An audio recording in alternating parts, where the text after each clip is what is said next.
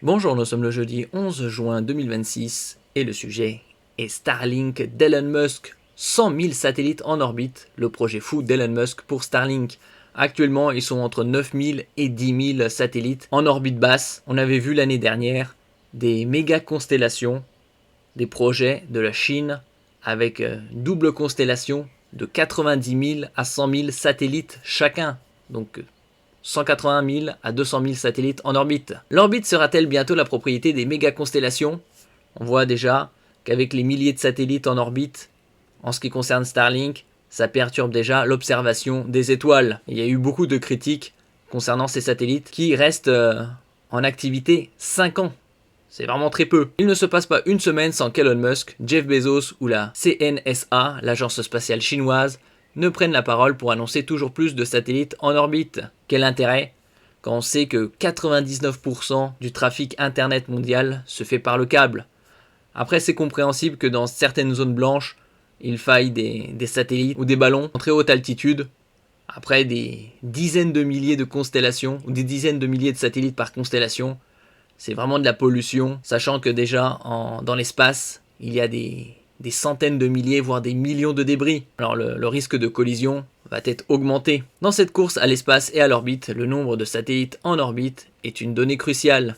Surtout qu'il y a différentes versions, première génération, deuxième génération, troisième génération, on avait vu ça l'année dernière, concernant les satellites Starlink, avec des versions toujours plus imposantes.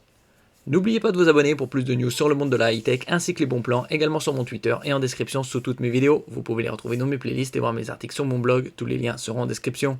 N'oubliez pas de mettre un j'aime, un commentaire, de partager et de cliquer sur les liens en dessous de mes vidéos pour soutenir la chaîne. Actuellement, on peut voir par exemple le kit Starlink standard, nouvelle génération, 350 €. On en avait parlé l'année dernière du Starlink Kit Mini avec un format qui est semblable à une feuille A4 au niveau des dimensions. 200 €. On a vu également le projet Kuiper qui a été rebaptisé Amazon Leo, une constellation de 3500 à 4000 satellites, voire plus par la suite, pour Amazon de Jeff Bezos, avec des débits dépassant le gigabit par seconde, donc similaire à la fibre optique. Plus vous avez de satellites actifs dans votre constellation, plus votre offre d'internet par satellite est performante. On a vu également une amélioration significative concernant Starlink, avec une réduction du ping très importante et des débits de plus en plus importants également. En hausse, ça a plus que doublé. Pour venir concurrencer les solutions terrestres et notamment la fibre optique, c'est essentiel d'avoir une excellente couverture.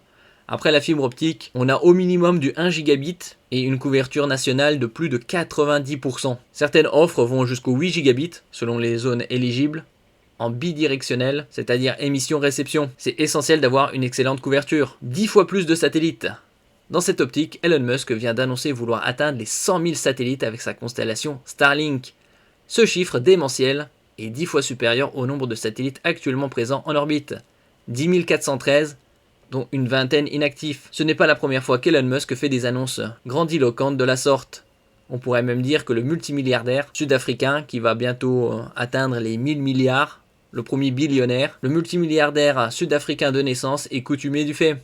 Il y a quelques mois, il avait encore multiplié ce chiffre par 10, annonçant vouloir lancer 1 million de satellites en orbite pour répondre aux besoins de l'intelligence artificielle. Il peut les envoyer sur la Lune ou sur Mars.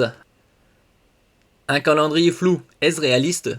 Déjà 10 000 satellites en orbite basse pour cette constellation, c'est déjà très important. Passer à 100 000 voire 1 million, c'est, on va dire, du délire. Derrière ces annonces qui font réagir, le calendrier de SpaceX est beaucoup plus pragmatique. Oui, le nombre de satellites en orbite va encore augmenter, mais pas de façon exponentielle. L'entreprise développe en ce moment de nouveaux appareils, les V3, beaucoup plus puissants. C'est la troisième version. On a vu l'année dernière la différence entre les V1, V2 et V3. En ce qui concerne les satellites, beaucoup plus imposants pour les V3. Ces satellites de nouvelle génération devraient atteindre les 1 terabits par seconde, contre 96 mégabits pour les versions V2 mini, actuellement en orbite. Plus rapides, ils ne pourront cependant être lancés qu'à une condition, le Starship. Vouloir envoyer des satellites par milliers en orbite est une chose, y arriver en est une autre, ce qui est évident, puisque avoir des milliers de satellites en orbite basse, surtout que ce n'est pas la seule constellation. Ici, le Starship. SpaceX devra pour cela utiliser le Starship, un vaisseau surpuissant, mais toujours en cours de développement. C'est la seule fusée capable de lancer des satellites V3 beaucoup plus lourds en grande quantité. La FCC, nouvel ennemi de SpaceX, c'est l'organisme de régulation des télécommunications. Mais les questions techniques ne sont pas les seuls freins au développement de Starlink. D'autres embûches, beaucoup plus bureaucratiques, pourraient limiter la solution d'Internet par satellite voulue par Elon Musk. Lancer des satellites ne se fait pas sans autorisation et dans le cas de SpaceX, c'est la FCC qui décide du nombre d'appareils pouvant atteindre l'orbite. On avait parlé l'année dernière de constellations chinoises, de 90 à 100 000 satellites par constellation, et c'était 2 constellations. En janvier 2026, elle a répondu à une demande de SpaceX. L'entreprise voulait recevoir l'autorisation de lancer 15 000 nouveaux appareils en orbite, mais la FCC a coupé la poire en deux et n'a donné à Elon Musk son feu vert que, entre guillemets, pour 7500 appareils. Pour le reste, il faudra montrer de nouveaux dossiers et justifier de leur utilité. Et comme on avait vu précédemment, la durée de vie des satellites est de 5 ans. C'est vraiment très peu. Merci pour votre écoute et à la prochaine.